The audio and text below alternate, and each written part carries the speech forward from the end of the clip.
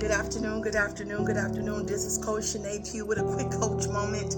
I was in the book of Genesis 45. I believe that was Genesis 45. I'm sorry, let me pull it up really quick because I want to reference it. I want to be honest when I'm giving this message. Now, I recorded this message yesterday, but 2 days ago, but I was not camera ready.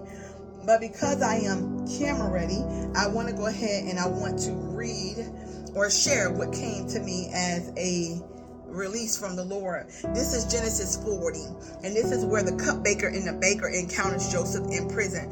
You know this story, right? I'm not going to go through all of the details, but I want you to understand that in this hour the Lord is speaking. He says that he touched the mind, the subconscious of the cupbearer and the baker for Joseph in his hour of imprisonment. It was not a coincidence that Joseph happened to be on the scene. Not was he only a dreamer, but now he moved into the gift of interpretation when the cupbearer and the baker had the distressing dream. The Lord said that Joseph was obviously falsely accused, thrown in prison. We know this story, but he was also rightfully positioned to fulfill purpose in that moment. And it was out of his own curiosity and compassion that he was able to talk to the cupbearer and the baker and determine what was bothering them. And as a result, they confided their dream into Joseph. And Joseph said, listen, it's God who gives the interpretation. So I want to share with you that if you have a gift from the Lord, you need to make sure that you're not stealing God's glory. Make sure that everything that you do gives glory to the Lord, and that it always points the people back to him. As Joseph interpreted a dream, he gave one good news and he gave another one bad news. If you know the story, you know what I mean. One was going to die, one was going to be restored back to his position. The Bible says that it happened just as Joseph interpreted. But as Joseph interpreted that dream, he asked one thing: remember me. Oh my goodness, that's for somebody right now. Catch it, catch it, catch it. Remember me. Some of you are feeling forgotten. This word is coming to encourage you. I want you to listen up, okay? At the appointed time, God touched the same mind of I believe it was the baker who lived, right? I might maybe get this a little bit mixed up, but forgive me. He touched the mind of that person and called him to remember Joseph at the appointed time when Pharaoh had the dream. Now, I want you to understand that under persecution, in prison, falsely accused, Joseph was still positioned to fulfill purpose. The Bible says in Romans 8:28, all things work together for the good of those who love the Lord and who are called according to his purpose. So you have to understand that everything that you're going through, every rejection, every denial, every no, everything that looks like a denial or rejection or delay is a part of the plan of God. Now, Pharaoh has this disturbing dream, and at the right time, Joseph is remembered.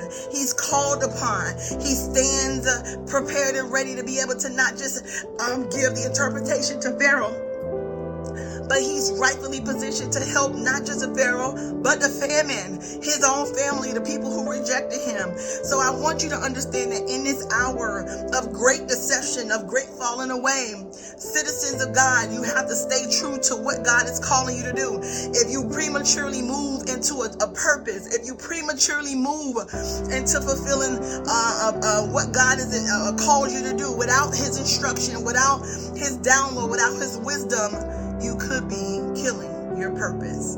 Joseph was positioned to interpret the dream. When Pharaoh had the dream, he was remembered. And I imagine that he had some sleepless nights where he was like, well, why am I here? You know, why is it taking so long? He might have felt forgotten by God, but in the appropriate time, he was remembered. I was studying in Hebrews where it says he learned obedience through his suffering. And so I want you to understand that even through the suffering, there is a obedience that a son and a daughter learned. We understand that everything is not going to be good, but that doesn't mean that it's not God, right? All things work together for the good of those who love the Lord, who called according to his purpose. Joseph was called according to his purpose. You're called according to his purpose. And so even in this moment where you're having delay and denial and discouragement, discontentment, whatever it is, God is setting you up for divine time. You will be remembered, friend. You will be remembered.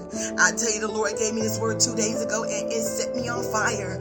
I understood my weight had a meaning. My weight had an assignment. My weight had a purpose. My weight had a divine timing, and that God was not going to leave me in that pit. He's not going to leave me in persecution. He's not going to leave me in despair.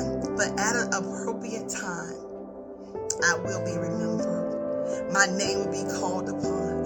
I'll be able to utilize all of my gifts. I won't just be a dreamer. I'll be an interpreter. I just won't be in jail, right? I'll be promoted, right? Out of jail into second in charge. This is Joseph's story, but what is your story? What are you waiting for? What do you know God's going to do in your life? Can you wait well? Can you not abort the plan of God by moving into purpose prematurely? Can you stand still and see the salvation of the Lord? Joseph did, and you and I can too, friend. Be blessed. Take care. Until next time.